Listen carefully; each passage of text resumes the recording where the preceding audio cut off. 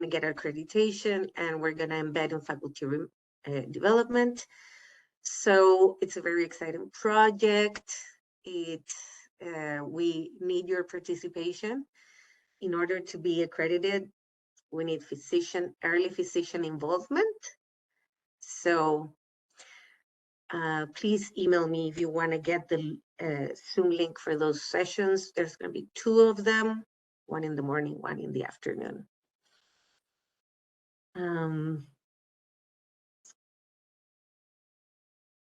Yes. And we'll probably wait a couple minutes, right? Let people come in.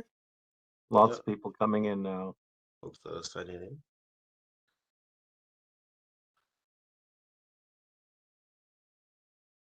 Hello, Brenda. How are you today? I'm good. How are you, Namdi? Yeah, very well. Thank you. Do we get to see you tomorrow? I didn't know if you were in the office tomorrow, or are you? No, I do virtual tomorrow, starting at 8. Ivan, you're attending tomorrow's meeting as well? Oh, yes. Okay. This is the MSA quarterly? Yeah.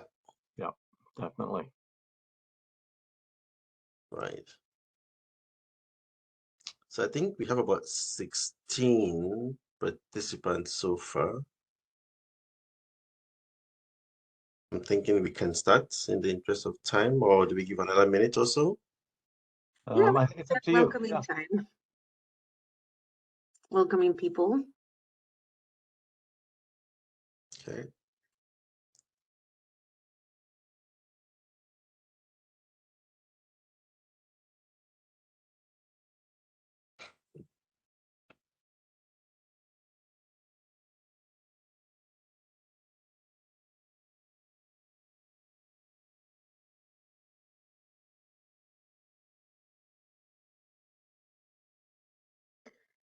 You let me know when you want me to push start to my.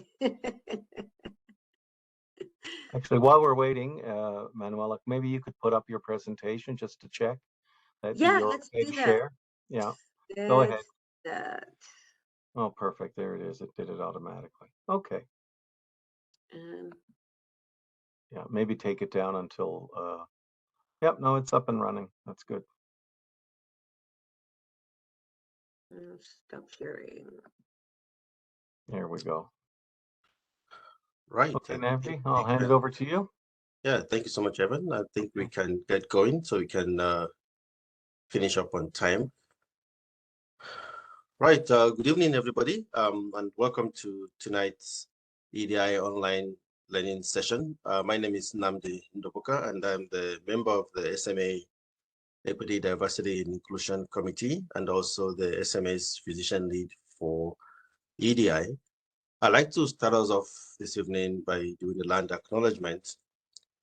And I'd like to acknowledge that we are gathered tonight on treaties 2, 4, 5, 6, 8, and 10 territories and the homeland of the Métis. Recognizing this history is important to our future and our efforts to close the gap in health outcomes between indigenous and non-indigenous peoples. I do pay my utmost respect to the traditional caretakers of this land. Thank you all for making the time to join us once again. I'll just provide some opening remarks and then we can invite our speaker tonight to take it away. As you know, the SMA has prioritized and continue to prioritize EDI awareness and education for a couple of years now. And progress on EDI initiatives takes time, as you know. Awareness and education are key components of this particular process. Of course, it will take time to make changes, but we do believe that we are on the right path. So tonight's session is entitled Introduction to Systemic Change, How to Use Your Privilege in Allyship. So this is the third of the 4 sessions that the SMA is putting together this fall and winter. And these sessions are designed to raise awareness on equity, diversity, and inclusion issues within our medical profession. So the SMA's website contains quite a lot of information on these sessions, including the upcoming one, and the last one will be in January. And I invite you to consider attending that particular session as well. So the sessions are all recorded, and the link will be made available on the member area on the SMA website, and plans are underway to make that also broadly available to the non-member section of the new website that has been launched. And we give kudos to our communication teams, Ivan and his team, for that new website. So if you've not visited SMA website recently, please, I invite you to do so, and you'll be glad that you did. So at the end of this session, we will provide you with a survey link so that you can provide feedback on the session and perhaps even make suggestions for future topics. And I've also put the link in the chat box for ease of reference. So I'm very pleased today to say that our presenter for all the 4 sessions is no one but Dr. Manuela Valle-Castro from the University of Saskatchewan. So Dr. Valle-Castro is the Director of Division of Social Accountability at the U of S. She is originally from Chile and has mestiza background. That means she's got Spanish, Italian, and Afro-Indigenous background. She holds a PhD in gender, race, sexuality, and social justice from the University of British Columbia, and a master's degree in women's and gender studies from the same university. So Dr. Valle-Castro is an experienced educator, both in university and community settings, who is deeply committed to social, gender, and race justice and equity. So she has extensive experience developing and delivering anti-racism and anti-oppressive curricula to a diversity of audiences. So please join me in welcoming Dr. Manuela Valle-Castro for the 3rd of the 4th online session tonight. Manuela, please. Thank you so much for that great introduction, Dr. Ndopaka. And I want to say, first of all, that I'm honored to have been invited to work with the SMA. I don't take it for granted that you come tonight, so I'm very, very grateful to all of you to make space and show up for these sessions, in the midst of your busy days and your being exhausted. And so I really, really thank you for coming here today. And I wanted to reiterate that we are kind of like trying to have a working relationship, to build a relationship that allows us to explore many ways to support physicians in their learning of anti-racism and anti-oppression, and to support the SMA with developing an EDI framework. And one of the things that we're doing is that we have the DSA, the Division of Social Accountability, is collaborating with faculty development and has hired an expert from the Anti-Racism Network to work with physicians and develop an anti-racism curriculum that is available through the university's platforms, faculty development, that has accreditation, and that is accessible for physicians across Saskatchewan to use it to learn. So we're very excited to invite all of you, those of you who are today here who are physicians. We invite you to consider coming to one of our info sessions next week on December 15th. Thursday, December 15th, we will have a session at 9. There will be, we'll try to keep it close to half an hour, and then we'll have another one at 5. Those are 2 options, just so that hopefully you can attend one of those. If you're interested, please do email me if you're curious about this and would like to get the link for those sessions next week. It's in order to get those sessions accredited, that curriculum accredited, we need to have physician involvement right from the beginning. So that's why this planning committee is a very, very important step for us to work together on this. And sometimes I feel like I go into the autopilot of talking about anti-racism, and sometimes, other times, I'm very, very reminded painfully reminded of why it's so important to do this work and why I continue to do it. And this is one of those times when the latest events in Winnipeg, in which we know that there's been several Indigenous women who were murdered, and that currently the police is it's not considering looking for their bodies in a landfill. And those are painful reminders of what are some of the consequences of these dehumanizing narratives like racism and sexism, and how we talked about intersectionality last month, and we were talking about, well, what does it mean? How can we use it? And unfortunately, this is a really good example of how both being a woman and being Indigenous in this country, it makes your life extremely dangerous and difficult. So yeah, today I'm feeling a little bit more, I'm reminded again painfully that what we do has a context, and we do this work not because it's kind of like some kind of trend that started 2 years ago, you know, or just in social media, but we are building on the shoulders of long-standing movements like civil rights movements and the women's movement to stand for people's human rights, to stand for people's humanity and dignity. That's what this work is about at the end of the day.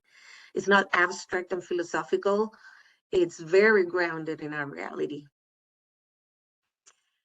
So today, it's all about, we're going to be having conversations about allyship. In the blurb that we shared with you, we said that allyship is standing up for and putting into action social justice. It's also, and we're going to talk about what this means, transferring the benefits of privilege and ensuring the inclusion and human rights for all. And it's, it's a critical part of anti-racism and anti-oppression work. So today we're gonna try to talk again to understand, what do we mean by systemic racism and oppression? What are these ways that we can use intersectionality to identify the areas where we experience advantages or we don't experience barriers, and we call that privilege? And finally, how to mobilize that power to be in allyship with, to be in solidarity with marginalized groups. And Dr. Dubuca was talking about how this has been a series, and we started with the second one, and the last one would be Introduction to Unconscious Racial Bias. That will be in January. So I hope that you stay curious and come to the other sessions. So yeah, the context that we're having these conversations right now, as of late, are recent social movements such as Me Too, and you will recognize 2017 Me Too movement, and obviously the latest movements for racial justice in North America, most significantly Black Lives Matter. But these movements in themselves also build in previous movements for human rights and anti-oppression. And this awareness that these social movements have brought to us, right, are specific around systemic racism, right? Moving from the understanding that racism is a problem between individuals that happens because individuals are hateful and have bad intentions, towards an understanding of the legacy of our institutions, the types of biases that we have inherited in our institutions, and how those biases are expressed in policies and practices and discourses that have become normalized and have become entrenched institutionally and internally in people's psychologically, right? So we could view the problem of systemic racism or systemic oppression that we're talking about, thinking about the layers of an onion, right? In which the oldest layer of the onion, right, is the one that encapsulates and contains all the other layers. And in our case, when we talk about what is the layer that wraps it all, right, we talk about the structural level, which is the most basic structuring of society in terms of the division, the distribution of wealth, power, land, and resources, right? The material structuring of our society. In the case of Canada, we can think that one of our structural policies when it comes to racism is the Indian Act, because for once creates the category of Indian as an identity. It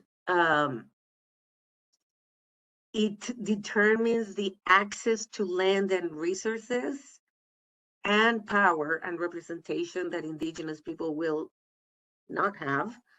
And basically creates the conditions for every type of any kind of livelihood or cultural and social arrangement. So colonialism happens first at a structural level, right? We have policies like the Indian Act, the dispossession of Indigenous people from their ancestral lands to reservations, to reserves.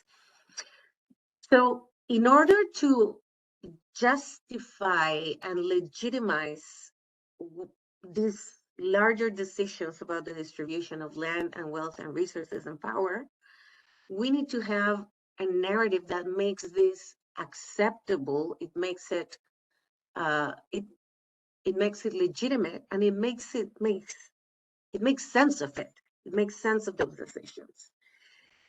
So at a cultural level, we can identify narratives such as the doctrine of discovery, terra nullius, right? The idea that the land was empty and vacant, or that people didn't have society, that it was just nature. But also scientific racism and sexism, right? So for example, if structurally we said women are going to be women and people of color are going to be excluded from our institutions, right? Then we have to have a narrative that makes that acceptable. And in that sense, scientific explanations about women's inferiority and people of color's inferiority legitimize these decisions. So the reason I'm showing this picture when we're talking about structural, the structural level of racism, it's because this, as you may recognize, is the first government of Canada, right? This is the blueprint of our settler colonial institutions. And the fact that women and people of color are not here is, as you may know, not an accident. It's not an accidental omission. It's not that their invitation got lost in the mail or they were busy and couldn't attend government, right? They were explicitly excluded, right? Indigenous people, Black diasporas, Asian, South Asian diasporas that already existed, were in Canada, were excluded. And the only people that were considered fit for representation in government were white male British subjects, right? This is just plain history, like no interpretations here. So when we're talking about our institutions, such as medical institutions, health institutions, educational institutions, they don't exist in a vacuum. They already are wrapped into these other outer layers of cultural and structural racism, right? Our institutions operate within those cultural biases, right? They inherit those cultural biases and they are permeated by them. So then we have institutional manifestations of racism, such as lack of meaningful diversity, right? And this is important when we talk about EDI to understand why we have a lack of meaningful diversity. And if we don't understand that it's because we have inherited the biases, the institutional biases of a particular group, then we can end up blaming the people that are excluded, right? And say, well, maybe they're just like not competent enough, and we need to help them, as opposed to we need to remove barriers and remove bias. And the first session that we had was about we can probably recognize when we see a racist incident, right? We see it on social media when people maybe discriminate against somebody, they don't let them into a restaurant, or there's some kind of like physical or verbal violence, right? And then we say, oh, look, that's racism. But that is only one form of racism at the interpersonal level. When we talked about microaggressions, we talked about how there's way more insidious and subtle forms of racism that happen to people of color every day when they're navigating spaces that have been shaped by bias, by racial bias. And then finally, at the tender core of the onion, there's always our own internalized racism, right? The way that we have made ours some of these inferiorizing narratives and stereotypes.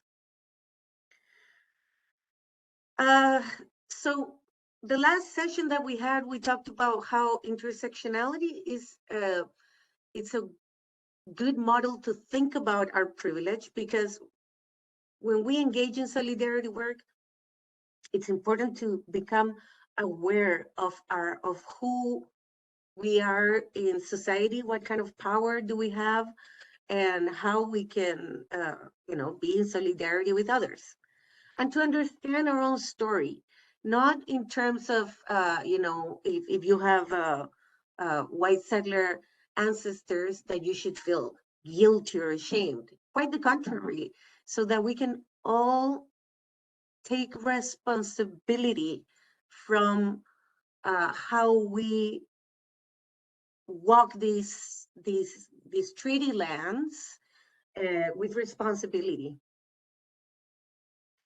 And having a critical analysis of the places, again, where we don't experience barriers, right? So I had made the example several times that because I am able-bodied, I don't experience architectural barriers. I don't need a wheelchair ramp, or I don't need ASL interpretation when I go to events, right? That is what we call an area in which you're experiencing privilege. It just means it's an area where you're not experiencing barriers due to your membership to that group. So that means that I can be an ally to people that have disabilities, because if I am invited to the table and I can make it because I don't have that barrier, then I can speak up and say, you know what, I think that's a barrier for other people, so we should build a ramp, right?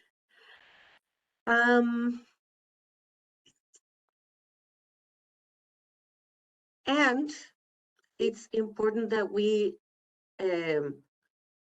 take note of how we can have the best intentions, but we we're always, with our patients, with students, with colleagues, we're negotiating power relations and hierarchies in a way that it's just good to become self-aware, right? And it will make us better allies. And I think we already said this, right? That both for anybody that is not indigenous, for example, we know that indigenous people have experienced historically particular barriers to health, and we're going to talk about some of those.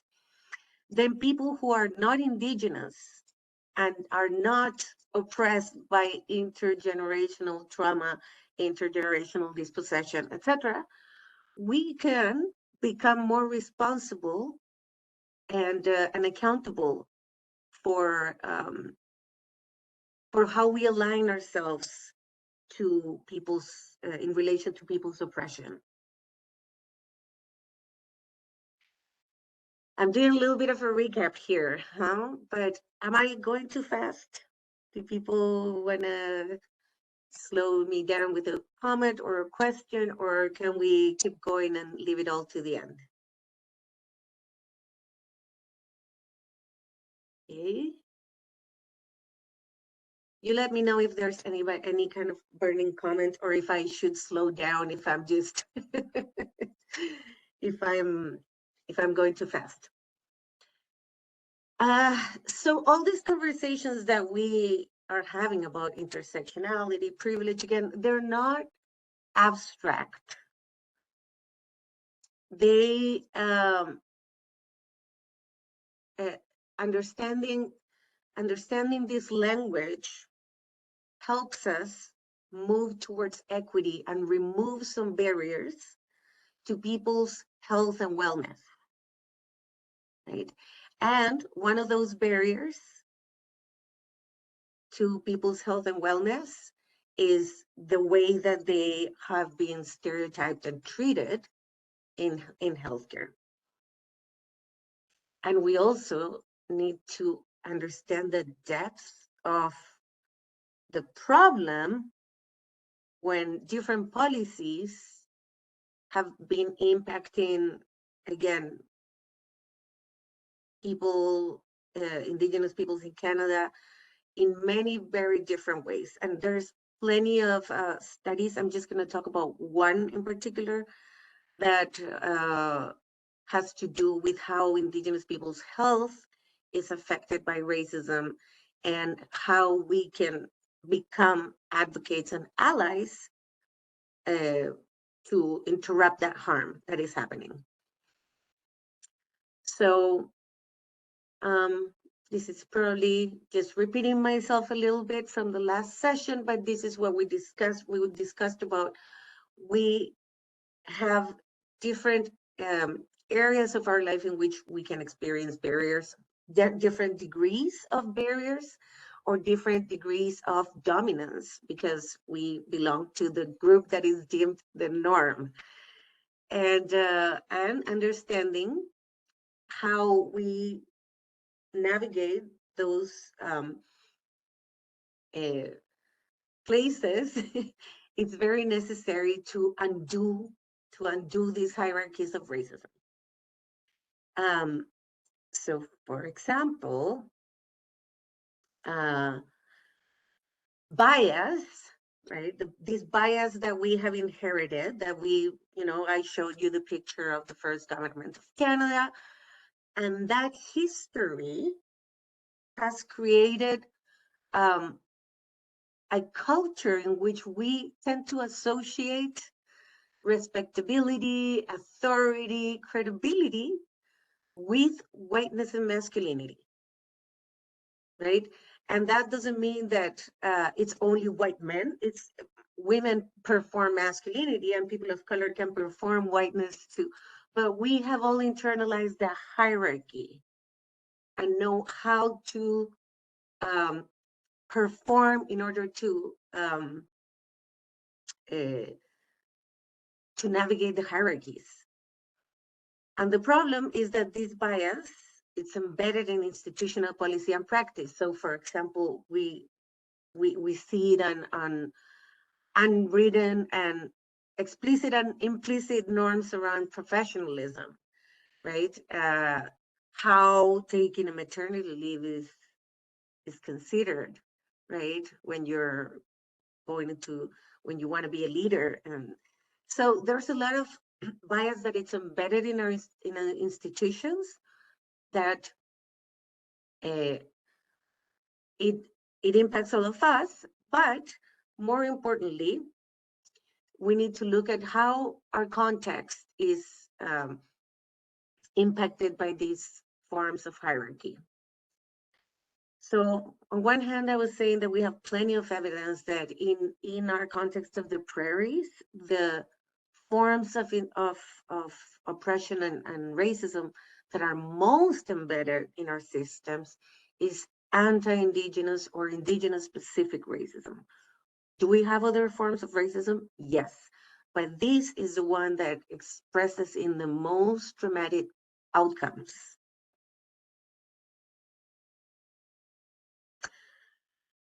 So the social outcomes for Indigenous people, injustice, for example, where we know that the overrepresentation of Indigenous people in being incarcerated or in foster care, or even in violent deaths, right? We know that an Indigenous woman, this is an old statistic. This is maybe higher now, but it used to be that an Indigenous woman was 5 times more likely to die as a result of violence than a non-Indigenous woman. So the social outcomes tell us that the main problem that we have, it's in relation to Indigenous people, not only. And we know that we have a history, right, in which both Indigenous people and visible minorities are deemed as sort of like a problem that it has to be dealt with. One of the studies that that we know about that have substantiated and give us lots of evidence around these disparities in health outcomes is first people's second class treatment, and some of the main conclusions. And I mean, this is around the same time that the TRC report and calls to action was issued, right? 2015. It's not too different from what the TRC talks about as well, right? That racism and colonization are completely shaping the health of Indigenous people in Canada. That Indigenous people have been managing racism and its impacts, and that any information regarding Indigenous health cannot be analyzed or understood outside of the colonial policies and practices that are the historical determinants of health, right? And this includes the Indian Act, residential school system, child welfare, and other forms of apprehension. So as a default, we know that regardless of all people's good intentions and individual beliefs, right, there is an anti-Indigenous racism entrenched in most of our institutions, right? That means that you can change the people in the institution 5 times and you'll still have the same outcomes, because it's not the people, it's the institutional practices, right, that are having this impact. I have a couple of videos that I want to show you at the end, but basically the question is, whose responsibility is to challenge oppression in the context of an institution? Is it the people that are experiencing the most impacts and have the less power? That doesn't seem very effective.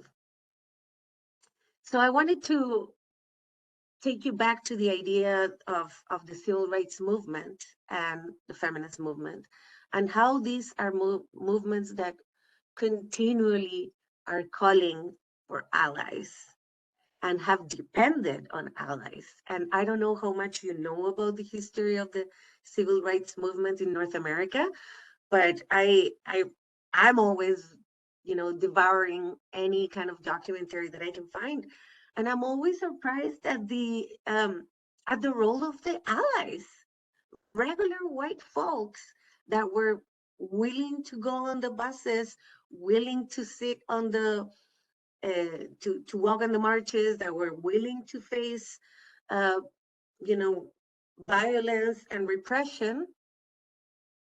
Allies, without allies, not much progress would have happened, right?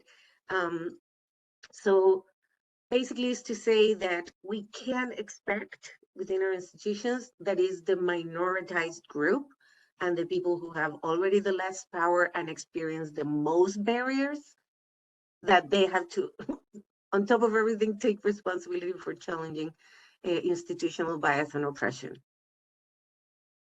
So Robin DiAngelo, who is an anti-racist author, and she's a white woman who has written quite a bit.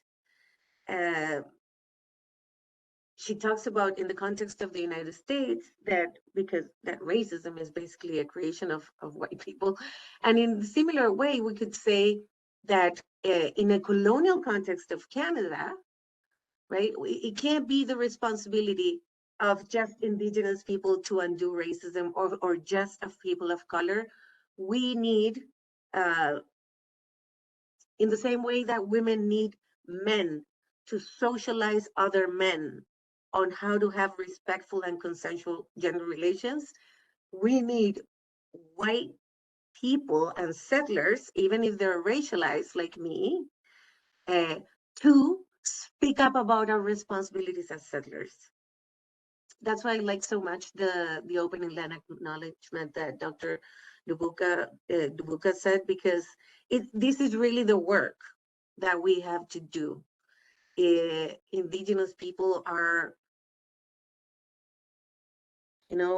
enduring a very violent, you know, their existence. It's already been so threatened by all these institutions, and there's discourses that continue to impact them and devaluate them and dehumanize them, that it is for non-Indigenous people to take responsibility for how to do the work. And I have quite a bit of, short, fun videos that we can watch if there's time. But these are some of the ideas around what do allies do? What do allies do? They work continuously to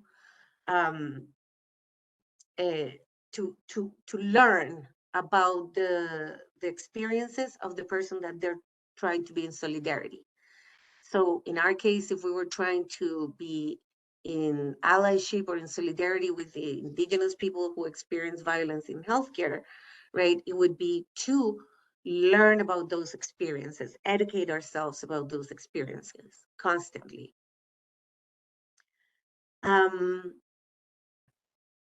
This one is the one that is the hardest, right? Which is to really signal your support publicly and privately, that you align yourself with the people that are oppressed, and know with that you can use your power to signal support to the people that are experiencing oppression. And they take this role as something that is not that they do it for the other person, but they do it for themselves. So allies understand that our own liberation is entangled with other people's liberation, right? So I will be sharing a couple of articles in the chat at the end too that discuss a little bit more what an ally is. But basically, allyship is long, difficult work, really rewarding, of working towards equity and to being in solidarity. It means making mistakes and not centering yourself and moving on and understanding that yeah, it's not about our own feelings and our own, recognition, about people knowing that we're being allies, but rather about taking, again, responsibility for the power that we have in society. Okay, there's another of our, this is a visual that I found coming out of the States and in the context of healthcare that makes a visual of how, what allyship looks like. And it's, as you can see, it's a range of things that goes from developing self-reflection and self-awareness, constantly educating yourself, advocating with and for others, conversate with others, teach others. So this is another good way of looking at it. I don't think we're gonna go into the detours because I don't think that's very relevant to this group. But I would like to share some of the videos that I have about, and I have them open here. So hopefully they'll all work. I should probably stop sharing and share again so that it has the sound.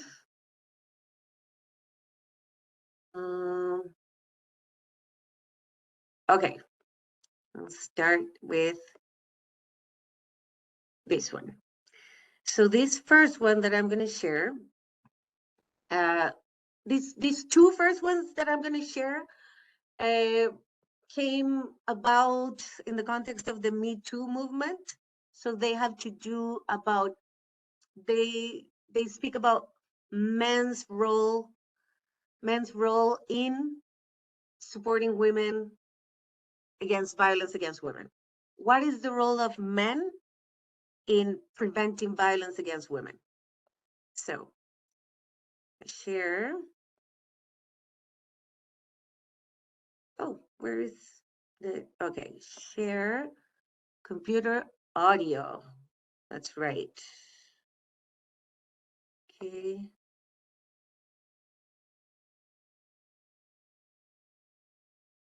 I realized that misogyny and racism were the same thing. But in this one, I'm the white person. You know what I mean? I'm the person with the power in this one.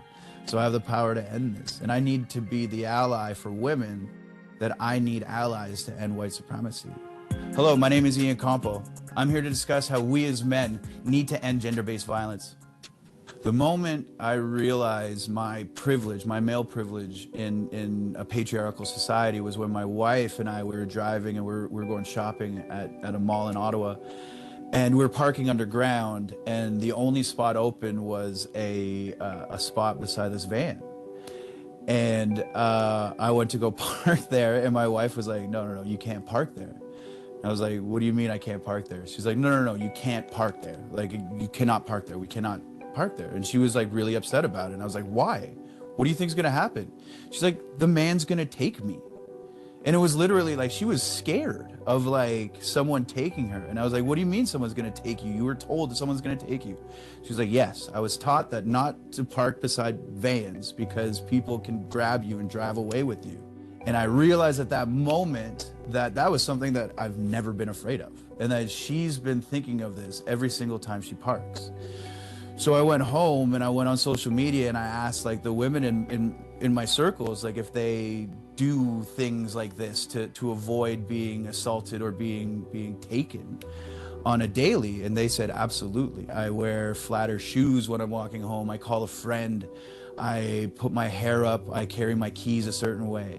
And it was literally like they realized, they were telling me that every single day they're afraid of something that as a man I've never been afraid of. All the precautions about avoiding sexual assault was on the woman. There was no talk about men calling out sexual assault amongst each other. There was no talk about holding men accountable for committing the violence against women. Women aren't committing the violence on themselves, right? Like it's a gender-based violence because of a power structure. We as men need to confront a lot of the uncomfortability that comes with being accountable for enforcing a lot of the patriarchy. We need to be able to go up to our friends and be like, hey man, I heard something messed up about you. Like, we need to talk about this. We also need to be able to help our fellow men deal with rejection in a real way, help men experience emotion in a real way. The idea of being a strong man is being or being a man is being this strong, silent man who doesn't necessarily go through emotions and just deals with it, right? Like he takes care of the problem and deals with it. Instead of actually confronting these problems and realizing emotion and processing emotion. We need to be there for men as a better support. We need to be there as emotional support for each other. Be there to be the emotional laborer that women have been for us forever. We need to make sure that we can process these emotions in a healthy way, that's not in a harmful way. A lot of these patriarchal ideologies that are the societal norm are brand new to a lot of indigenous people. The Haudenosaunee people, they're completely matriarchal. They, if a man marries a woman, they move into the woman's house with the mom and the grandmother, and all of the fathers in that moved into that house with their mother. And the clan mothers of those houses make all the decisions. And then they pass down the decisions to the chiefs. So the male chiefs come out and they deliver this important message that the clan mothers, or this important decision that the clan mothers came up with.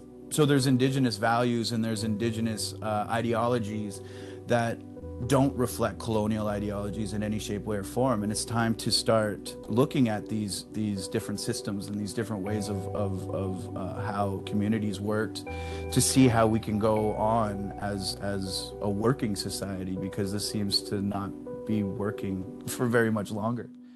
As soon as men are held accountable to their it'll be over. But it's like, because we're not, because we're allowed to, because like there's no accountability to it. We created the rules and we keep saying we win. Like we're playing a game called I win, basically. Okay, so that's the first video that I wanted to share with you about allyship. And there's another one that it's actually an ad by Gillette. And I'm pretty sure they were just trying to cash in on the on the trend, but they did this short commercial that I think it really expresses some of the ideas that we're talking about as well. So please watch.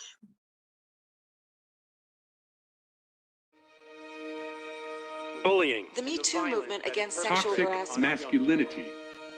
Is this the best a man can get? Is it? We can't hide from it. Sexual harassment is taking over. It's been going on far too long. We can't laugh it off. Who's the daddy? What I actually think she's trying to say. Making the same old excuses. Boys will be boys. Boys will be boys. Boys will be boys. But something finally changed. Allegations regarding sexual assault and sexual harassment. But she says And there will be no going back. Because we believe in the best in men. Come on. To say the right thing. To act the right way. Bro, not cool. Not cool. Some already are. In ways big Yo, men. and small. I am strong. I am strong. But some is not enough. It's not how we treat each other, okay? Okay. Because the boys watching today will be the men of tomorrow. These Gillette advertisers always gets my feelings. But it really captures what I wanted to discuss around allyship. I have two more really short videos. This one is these two ones really talk more in terms of allyship when it comes to racism. So one is a little bit lighter than the other. We're going to share the lighter one first, which is Francesca. I'm trying to. This bar is in the middle of. There we go. Okay.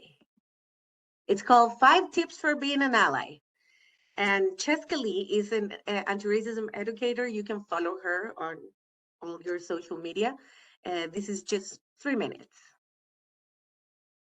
Imagine your friend is building a house and they ask you to help, but you've never built a house before. So it'd probably be a good idea for you to put on some protective gear and listen to the person in charge. Otherwise, someone's gonna get seriously hurt. Look, I'm helping! It's the exact same idea when it comes to being an ally. An ally is a person that wants to fight for the equality of a marginalized group that they're not a part of. We need your help building this house, but you probably should listen so you know what to do first. Let's do this.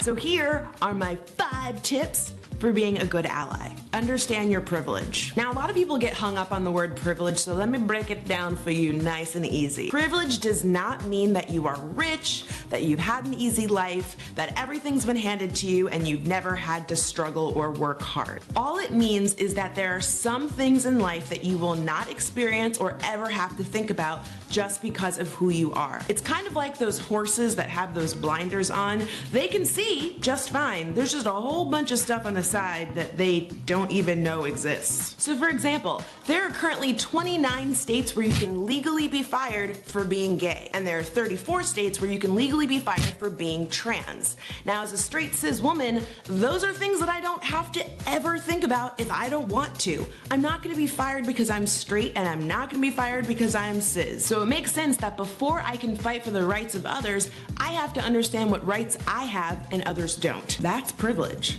Listen and do your homework. It sounds like a no-brainer, but it's not possible for you to learn if you aren't willing to listen. So you gotta know when to zippa the lippa. I don't know. You get what I mean. But that's the thing that's so cool about social media. There are so many people sharing their stories all around the world and connecting with people that they normally would never get a chance to without the power of the internet. So do your homework. Start reading blogs, tweets, news articles, and stories so that you can get caught up on the issues that are important to the communities that you want to support. Speak up, but not over. If the Fight for Equality was a girl group, the ally wouldn't be the lead singer or the second lead singer. They'd be Michelle. An ally's job is to support. You want to make sure that you use your privilege and your voice to educate others, but make sure to do it in such a way that does not speak over the community members that you're trying to support or take credit for things that they are already saying. This isn't Mario Kart. Stay in your lane. Realize that you're going to make mistakes and apologize when you do. Nobody's perfect. Unlearning problematic things takes time and work, so you are bound to mess up and trip and fall. But don't worry, you can brush yourself off and get right back up. And back up! Just remember that it's not about your intent, it's about your impact. So when you get called out, make sure to listen, apologize, commit to changing your behavior, and move forward. Last but certainly not least, actually the most important thing on this list, is remember that ally is a verb. Saying you're an ally is not enough. You gotta do the work. 1 through 4. 1 through 4. As always, there are links in the video description box. She's very funny. I hope that you enjoy her her personality as much as I do. And finally, this is a resource that I use quite a bit, Cracking the Codes. And it's a narrative about an episode around allyship. So my sister-in-law, let's go ahead. Who's half black, half white, but looks white, blue eyes, whiter than most white folks, very white. She and I, we kind of grew up together. We raised our children together. So they're first cousins, and we, it's a wonderful, very, very multicultural family. So we're going in a Safeway one day, And Kathleen, my sister-in-law, is in front of me, and she's, writing a check for her groceries. Now, my daughter, who at the time was 10 years old, was standing with me, and I was directly behind her, getting ready to get my groceries. So Kathleen comes up, and the checker, who is a strawberry blonde, freckled, very delightful, warm, the checker, this young woman, is talking to Kathleen. Hey, how you doing? Isn't it a nice day today? They're just chatting up, and she says, yeah. So Kathy writes her check, and she steps off to the side with her groceries because she's waiting for me. Of course, again, Kathleen looks white, right? So I come up. No conversation. She looks up at me. Absolutely no, just little chatter. And I write my check. My daughter, however, is 10, notices immediately the difference in how she responds to me. So I write my check, and she goes, I'm going to need 2 pieces of ID. At which point, my daughter looks at me, and she gets very, very embarrassed, and tears are kind of coming up in her eye, like, Mommy, you're not gonna let her do this. Why is she doing this to us, right? So I'm trying to figure out what I should do, because behind me are 2 elderly white women, right? And I'm thinking, okay, so then I become the angry black woman, right? And they're gonna be, and I'm just trying to second guess all the drama. So then I just give her the 2 pieces of ID. I said, some things you got to choose your battles, right? And then it gets worse. She pulls out the bad check book, right? So this is the book that shows the people who've written bad checks. So she starts searching for my license in the bad checks, at which point it's just out of control now. Just as I'm standing there trying to decide what to do, and it's really deeply humiliating. Now my daughter is in full-blown emotionally upset, who's 10. My sister-in-law walks back over. And she steps in and she says, excuse me, why are you doing this? And the checker goes, well, what do you mean? She goes, why are you taking her through all of these changes? Why are you doing that? She goes, well, this is our policy. She goes, no, it's not your policy because you didn't do that with me. Oh, well, I know you've been. She goes, no, she's been here for years. I've only lived here for 3 months. And so at this point, the 2 white elderly ladies go, oh, I can't believe what this checker has done with this woman. It is totally unacceptable. At which point the manager walks over. So the manager walks over and says, is there a problem here? And then my sister-in-law again responds. She goes, yes, there is a problem here. Here is what happened. So you see, she used her white privilege. And even though Kathleen is half black and half white, she recognizes what that means. And she made the statement. She pointed out the injustice. And she, as a result of that one act, influenced everyone in that space. But what would have happened? I can't know for certain had the black woman said, this is unfair. Why are you doing this to me? Would it have had the same impact? But Kathleen knew that she walked through the world differently than I did. And she used her white privilege to educate and make right a situation that was wrong. That's what you can do every single day. All right. So at this point, I'm going to stop sharing. And so we can open up a little bit for conversation and for questions. I think that was, yes. And I do have some resources that I want to share with you in the chat. So I'm going to put them here.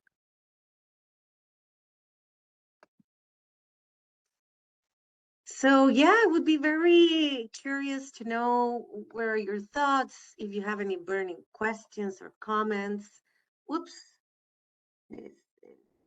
Oh yeah. The second one, yeah. Those are the resources I wanted to share.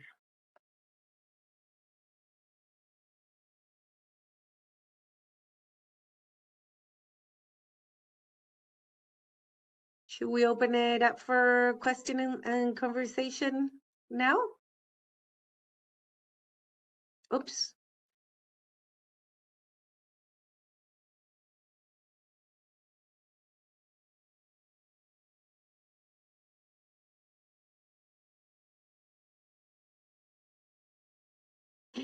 People are speechless. Is that a good thing or a bad thing? Are there any clarification questions about the content, or if you just want to share your general reaction, if this is something that you're already really familiar or something that you are just learning about?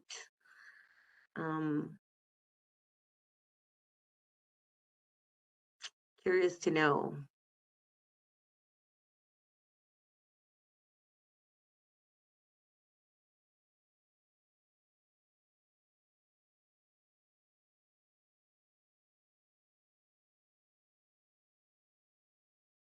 Maybe you have been doing this allyship thing and you just didn't know that it had a name, that it was a concept.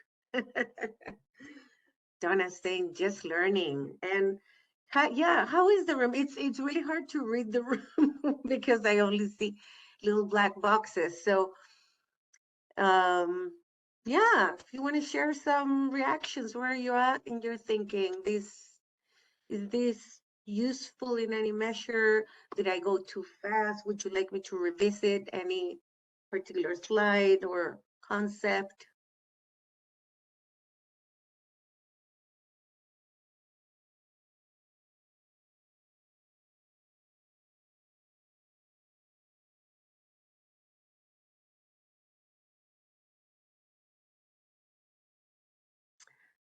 Oh, nice. Do you have a story of when you were an ally? Wait, I strive to practice allyship every day in the context of the university, with indigenous faculty.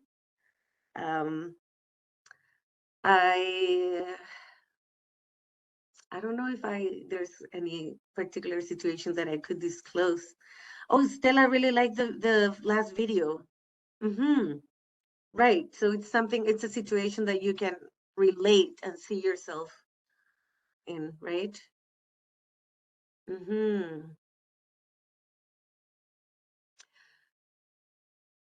Right. So digesting. Okay, so toxicity can exist in any gender of color, of course. Rude people, people that are mean, but this is not what we're talking about. We're talking about institutional legacies, biases that are rooted in our practices because it's part of our history of power relationships, people that have been excluded by policy. How can we change the institutions? I like this question. So I'm a big believer that organizational and institutional transformation, it's not just possible, but inevitable. And that we are actually the younger generations that are coming have a deeper understanding of how some of these structures of oppression work, and I'm a big believer that that institutions can be changed from the inside out, that we can do things differently if we pause and very openly look at how we're doing things and what are the outcomes. Okay, Dr. Pelly is saying that people are afraid to speak up, right, for fear of causing a scene, getting involved, putting themselves in danger, right. Right, because being an ally has implications in terms of, you might fear retaliation or not being, rewarded or promoted, because, it's always more rewarded to maintain the status quo of institutions than to change them. But yeah, I've always felt that there's this element of British politeness in our culture here in Canada that can be quite oppressive, that we confuse being we think it's unkind to speak up, right? That it's, you know, that you should be quiet in order to be agreeable and nice. Suggestions for small things to do on a day-to-day basis, better habits. So I would stay with the slide, the visual on allyship that I got. I'm going to share it again. I would say if you put this map, you know, in front of you and you, oh, sorry. If you start with the self-reflection of identifying what are the groups that you're not part of that are oppressed, and you identify again where are those places that you experience privilege, right? And educate yourself about the experiences and the barriers that group experiences, to be redundant, to keep yourself within this range of things, of self-reflection, self-education, because this is the other thing, right? We can't expect the oppressed groups to also be educating us on using their time that they're using to survive and fight the impacts of racism. We need to take responsibility for our own education and advocate for others when we see that there is, you know, when our voice can, you know, interrupt the harm or change the course of what we deem normal, right? Because at the end of the day, this is what we're trying to do. It's create a new normal, right? Create a new normal in which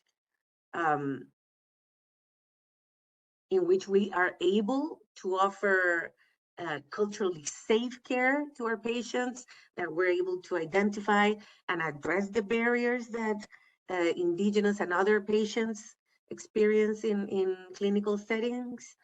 But yeah, to use your voice. If you're part of boards, if you're part of committees, you're part of professional associations, use that power to even raise questions. You don't need to be the expert and have all the answers, right? But I think that if you keep yourself in this cycle of self-awareness, self-education, advocacy, and to be in relationship with others, right? In relationships with the groups that you want to be in solidarity, and in relationship with the people that have the power to make those decisions and remove the barriers. So this work is hard because it's very relationship based. It's very relational. It's not just individual, but it has a collective dimension. It has an institutional dimension. I hope that helps with the question of how to like visualize this on an everyday.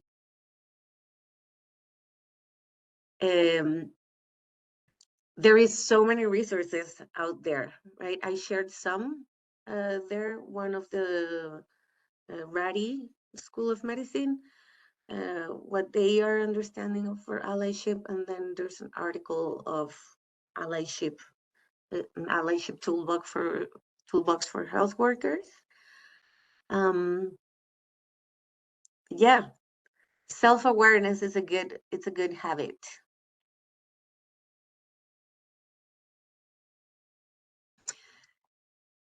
Yes, please do provide us with feedback.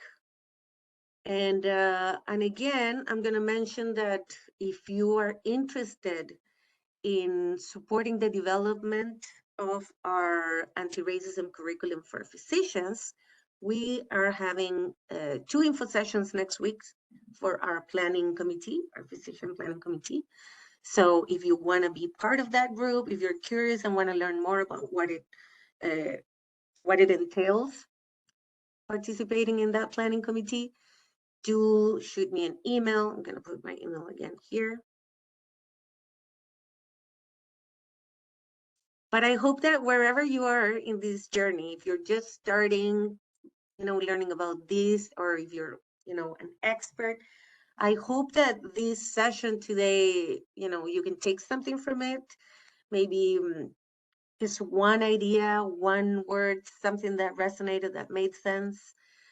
And that you can, and I hope that this session continues to pick further your curiosity about learning around EDI issues, anti-racism, anti-oppression.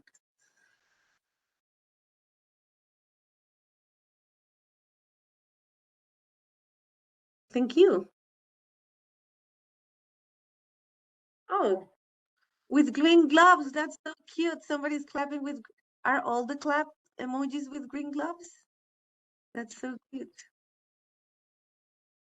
Thank you so much, Manuela, for that excellent presentation, and it's been very interesting, listening to you talk about allyship. It's there's always something new to learn, and I really like the way you kind of summarize the previous session, session 2, and brought in that privilege and a good segue into the allyship. I think there has been very practical steps, even the resources that you shared, some little nuggets that we can apply on a day-to-day basis to not just use the word ally, but be an ally.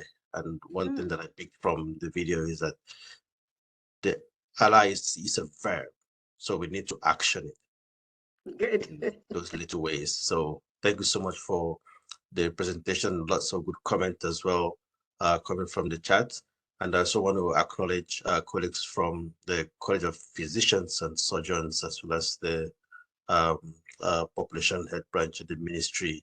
I see lots of people also joining. I've seen very good names that I can't really mention, but Brenda Colin, thank you for joining. I know it's been a long time that I did make connections with you, but seeing your name today, joining us, really very appreciated. And Denise Walker as well, thank you for joining. So with that, on behalf of the SMA, and thanks to the staff that attended today as well, Brenda, Tracy, Aaron, thanks so much for supporting this particular initiative. And I want to say a big thank you to all of you who participated. There is a link to provide some feedback on the session tonight. And thanks, Ivan, for putting that in the chat box. Please take a moment and provide some feedback on what you'd like to see going forward. There is a lot of good work underway with very strong collaboration between the SMA, the College of Medicine, as well as the College of Physicians and Surgeons, trying to create alliance on how best we could have a unified front to address issues around EDI. And I also want to acknowledge Dr. Karen Shaw and Dr. Mobalije, who continues to lead our work within the CPSS. So with that, thank you very much, and we will adjourn the meeting. The next one will be coming up January 12th, 2023. So please mark your calendar. It's going to be the introduction to unconscious racial bias. No one is racist, yet we have racism. So that will be the fourth and the last in the 4 series that we've been bringing your way. So thank you so much, and have yourselves a wonderful evening. Have a good night, everybody. Thanks for coming. Good night, everybody. Good night, everyone.